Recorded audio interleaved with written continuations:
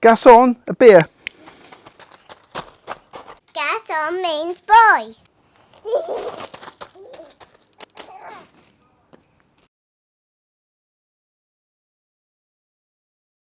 A few months ago, we did a short video on travelling to Calais on the Channel Tunnel with your motorcycle going in at Folkestone, and what to expect as you boarded.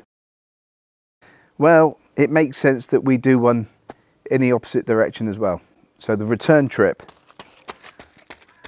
we're going to approach the Channel Tunnel on the A16 road. So you're either going to come from, say, the Normandy direction, which north up the A16, or you're going to approach from the Belgian direction, or more centrally along the top of France. Then you'll be approaching and down from the top of the Channel Tunnel. Now you're looking out immediately for signs that say Tunnel sous la Manche. Tunnel sous la Manche. Okay, that is French for the Channel Tunnel. Get in that lane. Quite simple. Okay, the lanes then generally split into two. Your motorcycles, your cars, your camper vans in one lane, and your heavy goods vehicles get separated into a separate lane because they go on a different train altogether. Okay, don't take the HGV lane. That includes you, Terry, on your Goldwing. You can go with the other motorcycles despite the enormous size of your bike and the fact you needed a tachograph. A little bit further up the slip road, you'll see that you merge with the other traffic using the A16 in the other direction. So if you've come up from Normandy, you'll be joining us here on that slip road that you see on the right hand side. Okay, but from this point on, it's the same for everybody. You see this little sign with a little robot, looks like a dial with a triangle coming out of its face. Okay, that's the sign for your automatic terminal. So the next part of this, ticket sales or pre-booked tickets. Have your reference number handy. The 8-digit number and you used on the outbound trip is the same for your return. One thing you'll notice is that in the UK there was somebody on hand most of the time to help you punch the numbers in. Not here, it's not going to happen. You're going to be punching those numbers in yourself.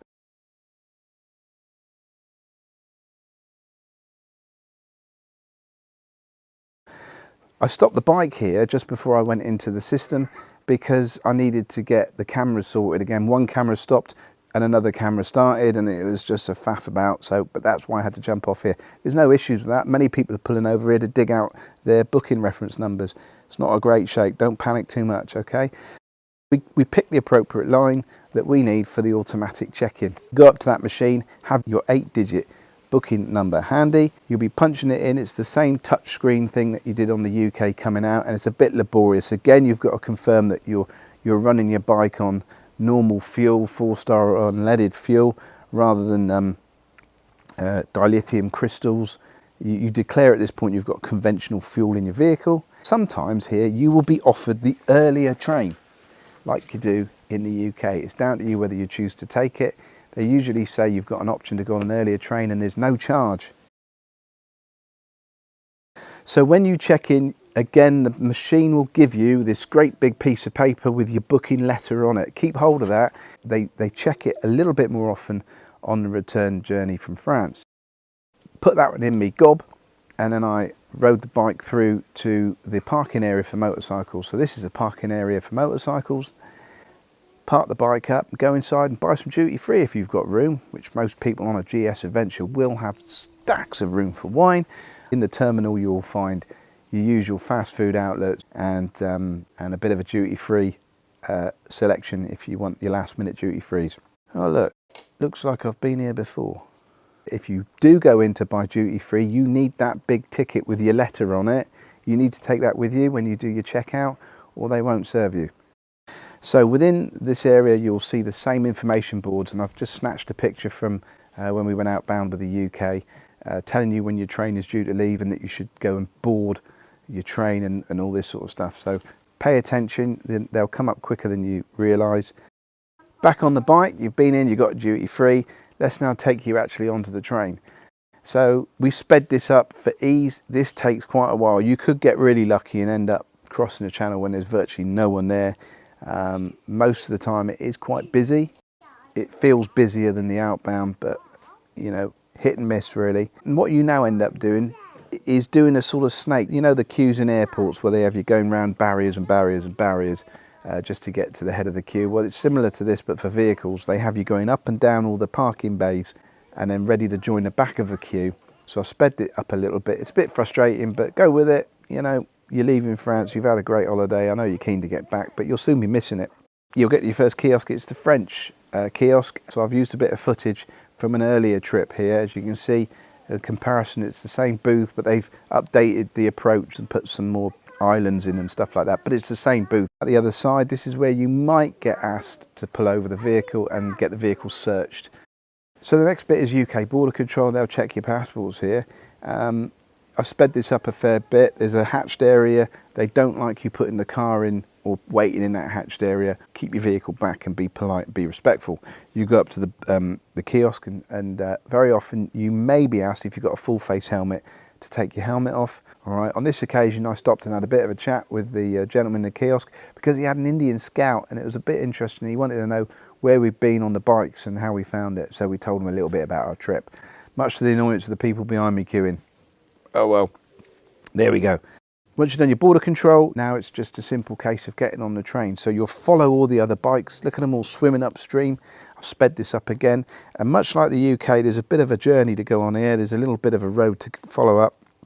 Follow the others, follow the signs. The flow is natural.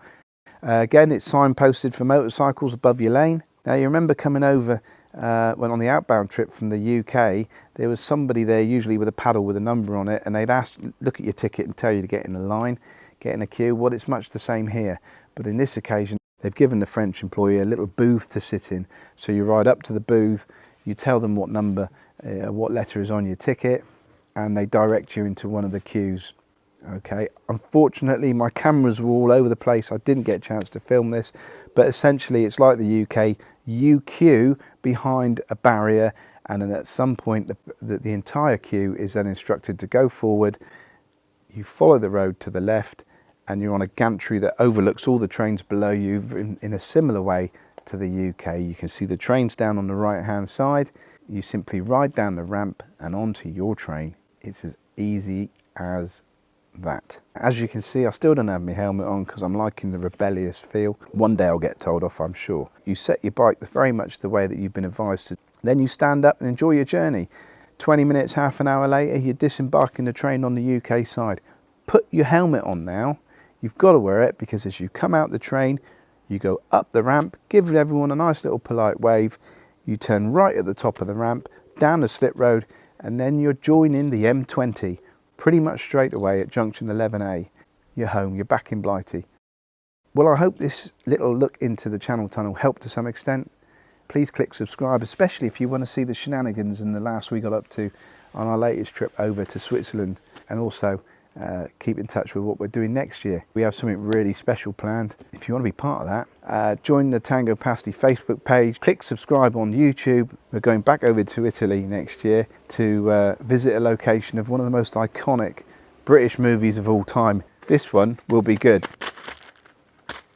You're only supposed to blow the bloody doors off. Yeah.